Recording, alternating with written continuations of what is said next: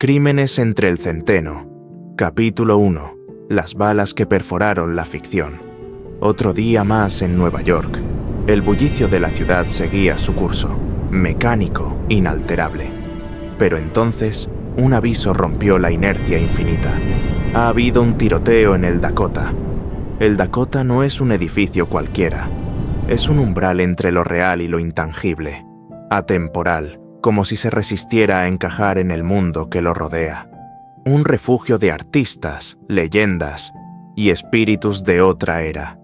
Y ahora, el Dakota se ha convertido en escenario de muerte. Capítulo 2. El asesinato de John Lennon. La escena era espeluznante. Frente a la entrada del Dakota, el cuerpo de John Lennon yacía en el suelo, su pecho y espalda empapados en sangre. Apenas podía respirar. El portero del edificio gritaba, pedía ayuda desesperadamente. A unos metros, sentado en la acera, Mark David Chapman sostenía un libro, El guardián entre el centeno. No huía, no lloraba, no decía una palabra. Minutos antes, había disparado 5 veces con un revólver calibre 38. 4 balas impactaron a Lennon. Eran balas de punta hueca, diseñadas para expandirse al contacto, destrozando tejidos y órganos internos. Chapman lo sabía. Más tarde, confesaría que eligió ese tipo de munición para asegurarse de que Lennon muriera rápido y no sufriera. No quería que lo salvaran, y no lo salvaron.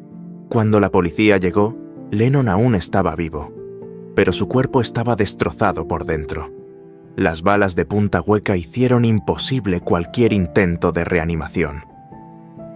A las 11:15 de la noche, en el Hospital Roosevelt, John Lennon fue declarado muerto, y mientras el mundo lloraba la pérdida de una leyenda, su asesino seguía allí, leyendo su libro. Mark David Chapman no odiaba a John Lennon, lo admiraba, o, al menos, así había sido por años. Pero la admiración se convirtió en rabia, y la rabia en obsesión. Chapman estaba convencido de que Lennon era un hipócrita, un millonario predicando sobre la paz y la igualdad, viviendo en un edificio de lujo, rodeado de privilegios. La imagen del artista comprometido, del pacifista, se le antojaba una farsa. Holden Caulfield, el protagonista de El guardián entre el centeno, tenía una obsesión similar. Despreciaba a los farsantes, a los adultos que fingían ser algo que no eran. Chapman ya había estado rondando Nueva York días antes del crimen, dudando, ¿cometerlo o regresar a casa? Pero el día anterior al asesinato, algo hizo que su decisión se volviera irreversible. Leyó un artículo en la prensa. Era un reportaje sobre la fortuna de John Lennon, publicado en 1980 en la revista Esquire. Su riqueza, sus propiedades, sus bienes materiales, millones de dólares en cuentas bancarias, casas de lujo, colecciones de arte. Para Chapman, ese artículo fue el golpe final. En su mente, el hombre que cantaba Imagine no era más que un impostor. Esa noche, Chapman tomó su libro y su revólver. Al día siguiente, esperó a Lennon fuera del Dakota. Lo vio salir y, con una sonrisa, le pidió un autógrafo. Lennon, amable como siempre, firmó la portada del Double Fantasy. Chapman se quedó ahí, en la acera, mirando la firma. Cuando Lennon regresó, Chapman lo llamó y disparó. Capítulo 2. El atentado contra Ronald Reagan. 30 de marzo de 1981. Washington, D.C. Ronald Reagan abandonaba el Hotel Hilton tras dar un discurso. La prensa lo rodeaba. Su equipo de seguridad lo escoltaba. Un día más en la vida del presidente.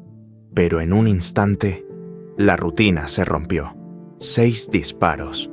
Reagan fue empujado dentro de su limusina por un agente del servicio secreto. No sintió dolor. Creyó que había salido ileso.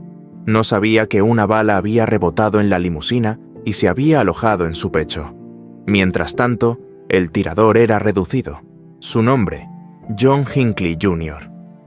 Cuando revisaron su habitación, encontraron una carta dirigida a Jodie Foster, la actriz de El silencio de los corderos. En la carta, Hinckley le explicaba que su ataque era una forma de impresionarla. Creía que asesinando al presidente, ella lo notaría. Y otra vez.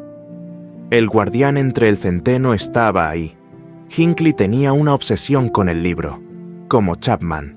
En su interrogatorio, confesó que seguía el caso de Mark David Chapman de cerca.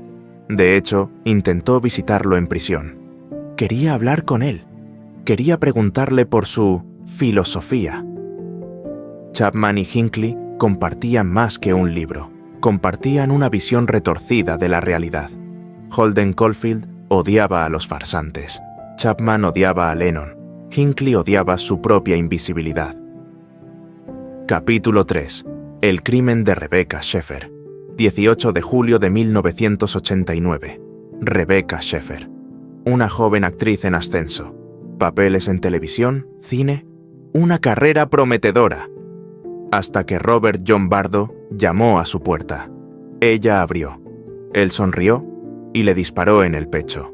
En su mochila, la policía encontró un ejemplar de El guardián entre el centeno. Como Chapman, como Hinckley, como si las páginas del libro fueran un código secreto para los que no encajan en el mundo. Capítulo 4. Ecos de un libro maldito. El guardián entre el centeno. Un libro que ha dejado una huella oscura en la historia criminal, pero su influencia va más allá de los asesinos mencionados. Alcanza, de forma silenciosa y corrosiva, a aquellos que simplemente se sumergieron en sus páginas. Ernest Hemingway, un gigante de la literatura, un hombre cuya vida y obra personificaban la fuerza y la virilidad, pero también un hombre atormentado que luchó contra sus propios demonios hasta el final. También leyó el manuscrito del joven Salinger durante la guerra. Poco después, Hemingway se quitó la vida. Salinger, un autor recluso, un joven obsesionado con la pureza, con la inocencia, con las adolescentes. Coincidió con Hemingway en una ocasión. Llevaba consigo un borrador de El guardián entre el centeno. Es posible imaginar que la lectura de esa novela, con su visión desencantada del mundo, pudo haber contribuido a la creciente sensación de desesperanza que Hemingway experimentó en sus últimos años. Luego está Oona O'Neill, la joven que cautivó a Salinger, la que quizás inspiró su idealización de la inocencia femenina, la que, finalmente, escapó de su órbita para casarse con Charles Chaplin. ¿Fue inspiración? ¿Fue pérdida? El guardián entre el centeno no solo inspiró violencia, tal vez también destruyó lentamente a quienes lo escribieron y a quienes lo leyeron. Mientras el mundo sigue girando y las sombras de Holden Caulfield se alargan, se intuye que este libro ha dejado muchas víctimas silenciosas.